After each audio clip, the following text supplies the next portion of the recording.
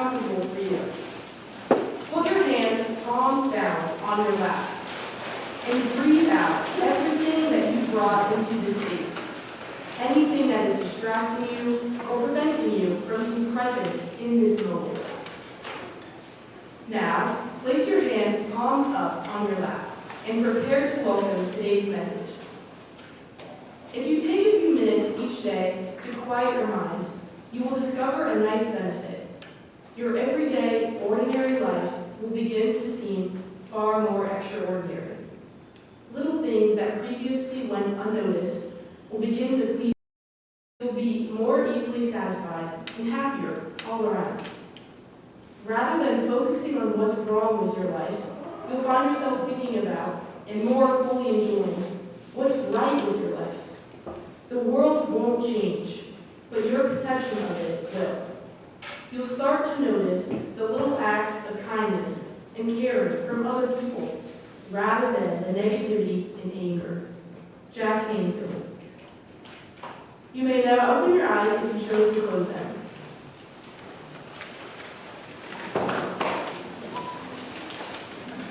Good morning, alums. Good morning. I'm so happy to see so many of you gathered for this very special service. My name is Julia Atwood, and I'm the music director here at Westover. I just completed my 5th year. During that time, I've had the pleasure of working with our Raisin Center director and our wonderful student Lumina heads each and every week to plan this mindful community time that we now call Lumina. Our opening quote explains the benefits of mindfulness. Creating mindful community programming together with a team of thoughtful and inspiring students is truly gratifying work.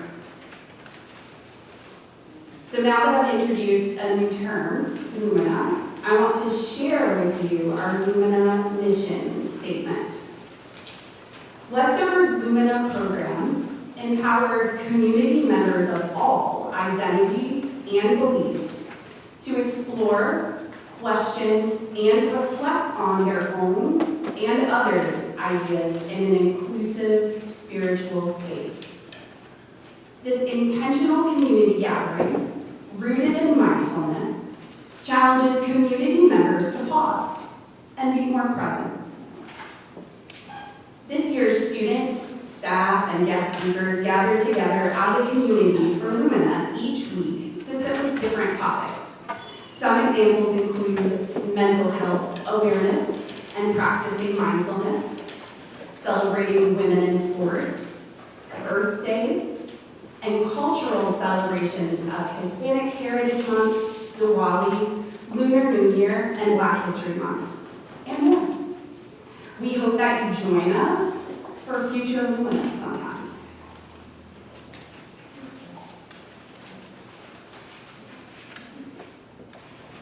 Good morning, everyone. My name is Francis. I'm a part of the class of 2027 and a new Lumina head for this year. Are there any past chapel heads here today?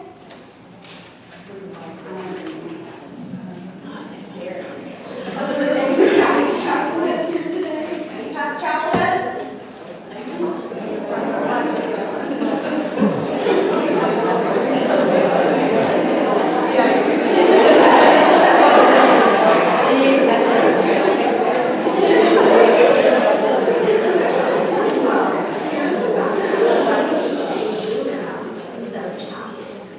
During the summer of 2020, the students of the Jewish Student Association wrote a heartfelt and vulnerable letter to the school, expressing their experience of exclusion during weekly chapel services.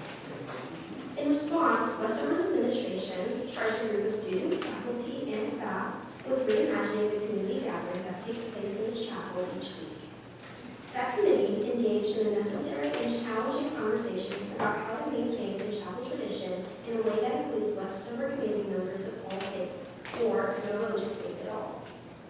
I now invite her recent grad and this year's Lumina, Isabel Park, to tell you more.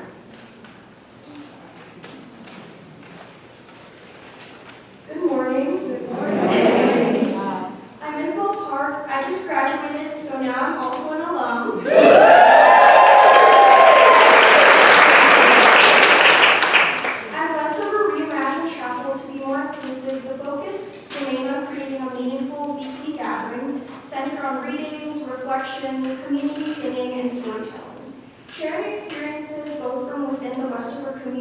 and beyond continues to be a core priority.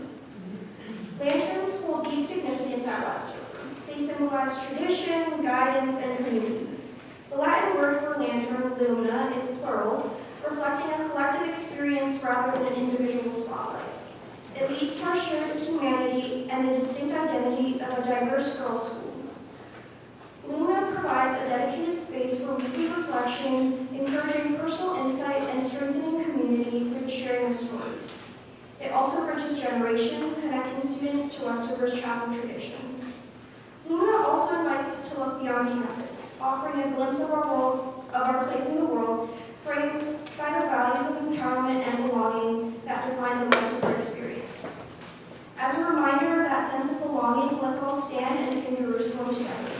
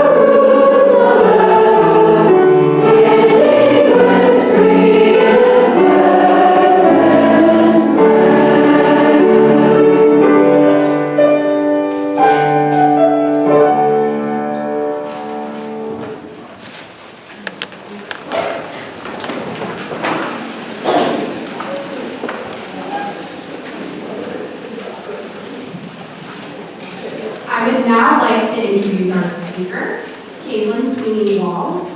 class of 2012.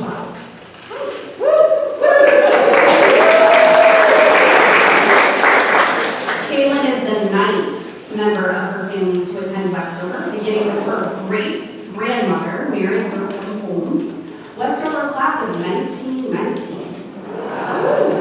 Kaylin is first and over. And then a nurse practitioner at Logan Health in Montana. She graduated from the Gale School of Nursing with a Master of Science in Nursing and a specialty as an adult gerontology acute care nurse practitioner with a focus in critical care. Kaylin is an avid needlepointer, reader, and loves to cook and bake. In addition to her home in Polson, Montana, Kaylin spends time in Westerly, Rhode Island. Welcome, Kaylin.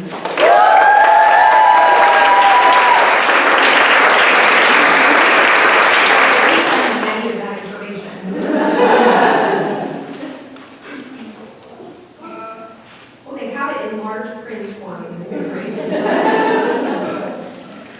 Good morning, everyone, and happy reunion weekend.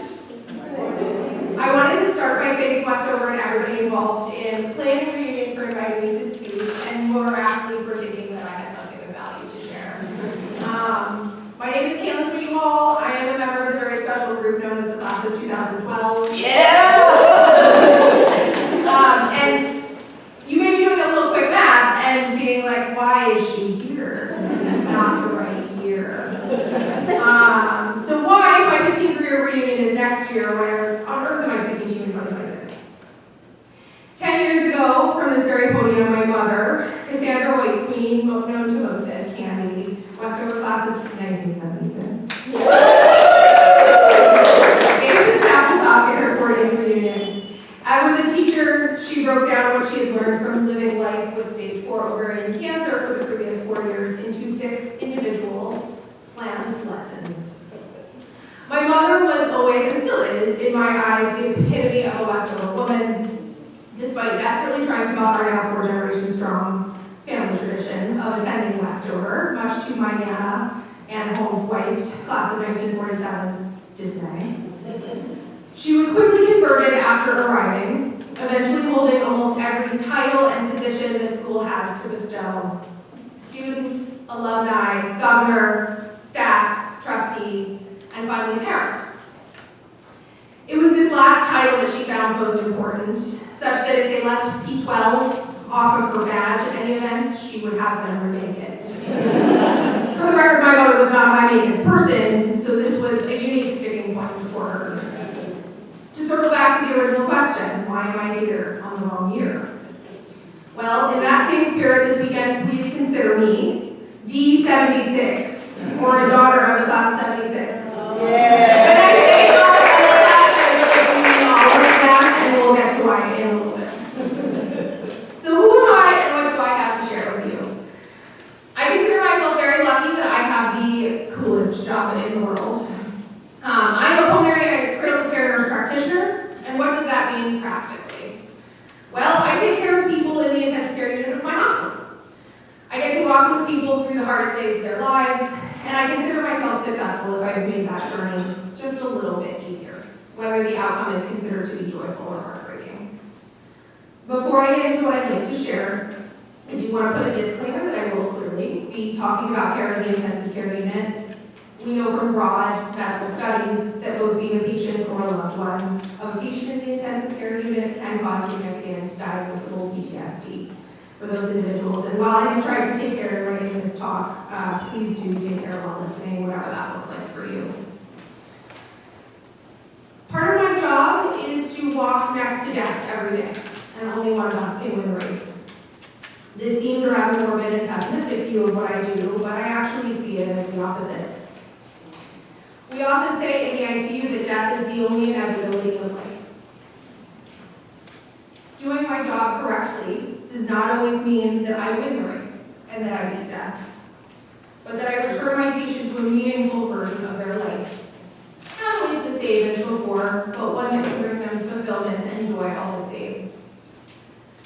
As one can perhaps imagine, being witness to these life-defining moments of critical illness for people at all stages of life teaches you quite a bit.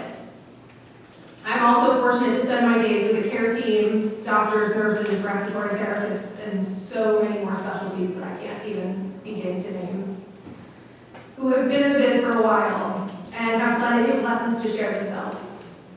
A la Candy, I thought I would channel her inner teacher and share with you a lesson plan of what I can learn in the ICU on life, death, and everything in between. Lesson 1. You have to swell to get well. This is one of my favorite ICU wisdoms, and it's coined by one of my mentors, Dr. Seth Clemens, and yes, it makes me giggle every time he says it. Most every form of critical illness, save a few, requires us to give you what ends up being a rather enormous amount of IV fluids between the actual IV hydration and all of the IV medications that I have in my repertoire. Inevitably, around 72 hours, you start to puff up like the Michelin Man. And that's when I come in with my handy IV Lasix, which is a diuretic or a water pill, and I take your kidneys into overdrive and make you pee like a racehorse. This is usually the only moment my patients are thankful for their catheters. I do this dance with essentially every patient who fits my unit. But when I think about this in the most literal sense, what a life lesson, right? You have to grow to change until you adapt and adjust to the growth, and eventually the discomfort is gone. But even that adjustment period has some unwelcome side effects. Despite all this, the growth is pretty much always worth it. Lesson number 2. Talk about the hard stuff. People who find themselves in my care are usually having a pretty difficult day. And unfortunately, those difficult days often come with big and even more difficult decisions. This is probably the most morbid part of my talk, so I'm sorry. If you take one thing home today, please have the hard conversations with your loved ones about the what-if moments. They often come about in very unsuspecting ways. And I have heard so many families say, I wish we talked about what they wanted. I am a very healthy 31-year-old, and I have an advanced directive, a medical power of attorney, and have spoken at length with my husband, my best friend, and my colleagues, which is a unique perk of my job. You'll probably know anybody who's taking care of me, God forbid, something catastrophic happens, about what is important to me and what I would want in the event of the worst. We can never account for every eventuality, but talking about your wishes with the ones who love you most can alleviate a pretty enormous burden. Lesson 3, live big. My favorite thing to do with my patients is to learn about who they were before they landed in the bed in front of me. I like to know what makes them tick, what gets them out of bed in the morning, where their happy place is, who they love the most. It's the absolute best part of my job, the people I take care of. I like to think I learned a little something from everybody I get the honor to care for, but a recent patient reminded me of one of life's biggest lessons. You don't know how long you get, so live big. My patient was a remarkably healthy 82-year-old man who had landed in my ICU after a nasty motorcycle wreck. Please remember I live in Montana. So the first comment on everybody's list the next morning is, why is an 82-year-old riding a motorcycle? What was he thinking? A motorcycle is dangerous when you're not 82. Another favorite mentor, who is pretty much the coolest, deadhead, ponytail rocking cardiac anesthesiologist I've ever met. He really is. He's like the coolest guy. Looked back at me that morning and he said, we might as well do what we love for as long as we can, because we never know how long that will be. So live big. Lesson 4, hold tight to your people. I told you guys to have tissues ready. One of the most emotional parts of my job is supporting people at the end of their lives, or just in a scary and trying time. Trying to check off all those one days. Reconnecting with a loved one that was estranged, grandchildren wishing they had been able to listen to all of grandma's stories one more time, record them and write them down. Finally telling somebody something they've been holding in for too long. If I really think about this one, I've known it for most of my life. I told you I'd circle back to the class of 1976. I am very fortunate to have had a large team of moms for my whole lifetime. And I have had the pleasure of learning things from each and every one of them. From my earliest memories, I remember my mom and the Bossy Posse getting together on every occasion imaginable. Yes, they called themselves that. I confirmed from the transcript of my mother's chapel talk 10 years ago. They get together on every occasion imaginable, coming from far and wide just to be together for big days and small days. They love to adopt others into the crew. They routinely have members of 75 and 77 at their reunions, and even hosted reunion dinners for those classes on their own off years. They are the definition of holding tight to your people. I thought I knew this well, but after August of 2017, I realized I had more to learn. These women always showed up for my mom. Oh, I said, okay. But with her gone, they started to show up for me in ways big and small. So much mail. Letters, old photos, cards, packages, and a whole cupboard of wedding gifts when I married my husband in 2024. I still get text messages, Facebook messages, phone calls, and yes, the annual invitation to celebrate that reunion. I tell my patients often that you do not get to choose your family, but you do get to choose your people. Choose wisely and hold them tight.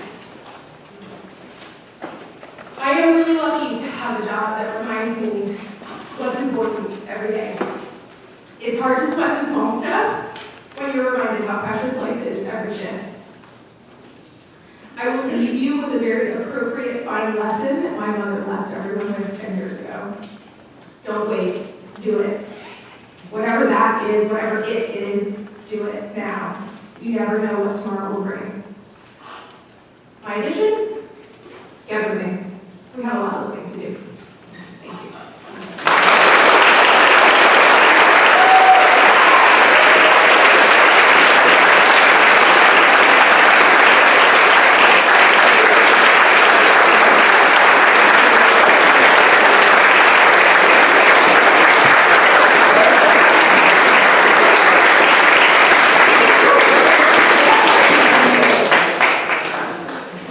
Let's stand and sing the alma mater, the words of which are in your program.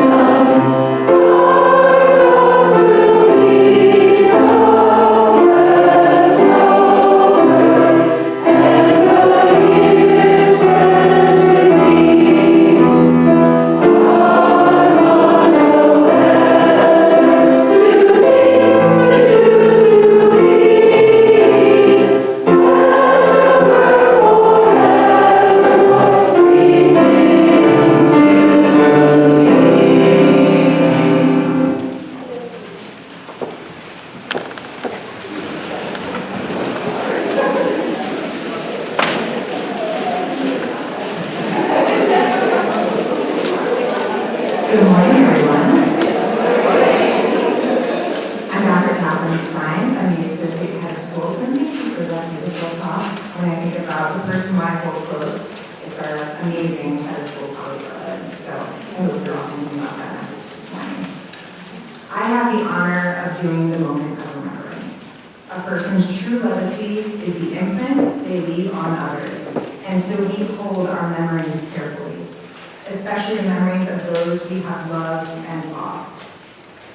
We will now take a few moments to remember the members of these reunion classes who have passed. You may also wish to remember Westover faculty and staff as well. This is a quiet but not silent moment of reflection. Please consider sharing aloud the names you recall so that we may all share in your remembrance.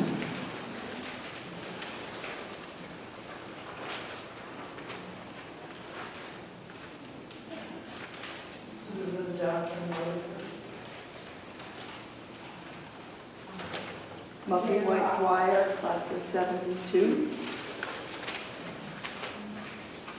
John Mangler Blackie, class of 46. Lisa McCready. Lois Tucker, 66. Eunice Strongborg, 56. Brittany Brown, class of 16. Dee Valentine, 56. Elizabeth Simmons, class of 46.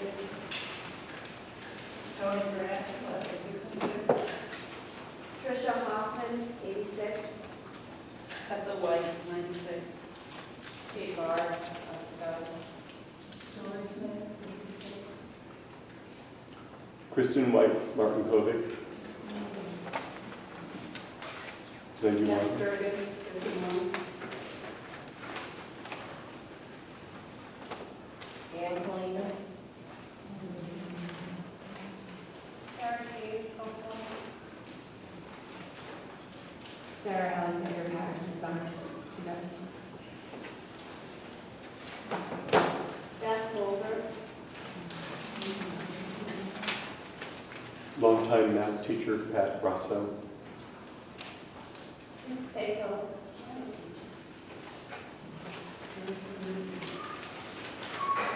Melinda Burbank. And Lumina. Dylan Norris, class of 2019.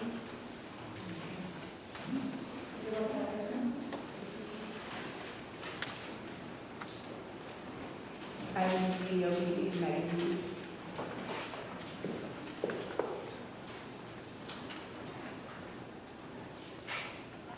Marian Barbino.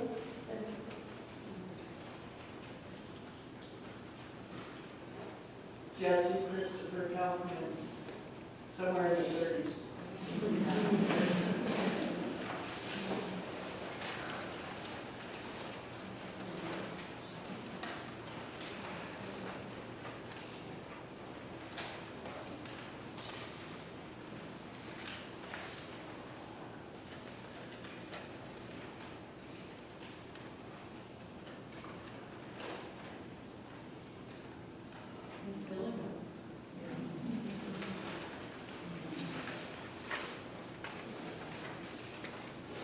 Lisa DeConnick, Julia Simmons, Kristen Martin, Kovic, and all classes of 94.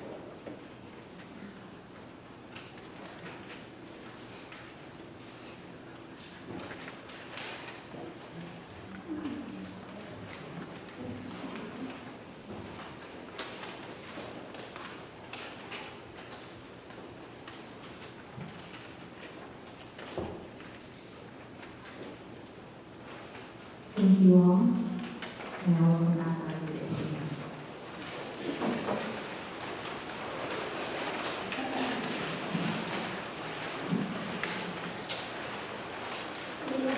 Teach passes all understanding, fill their hearts and minds now and forever.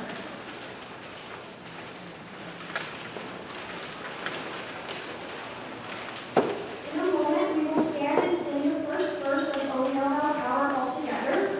Once we begin the second verse, you may begin processing out of the chapel. When you get to the chapel doors, please turn left and process out the chapel circle door and back towards the tent. There's a golf cart shuttle for those with limited mobility. We invite you once again to close your eyes. Take a deep breath. Here are some affirmations that you may choose to repeat silently to yourself now and throughout the remaining weekend. My memories keep me connected to Westover. I am a part of this community. I belong.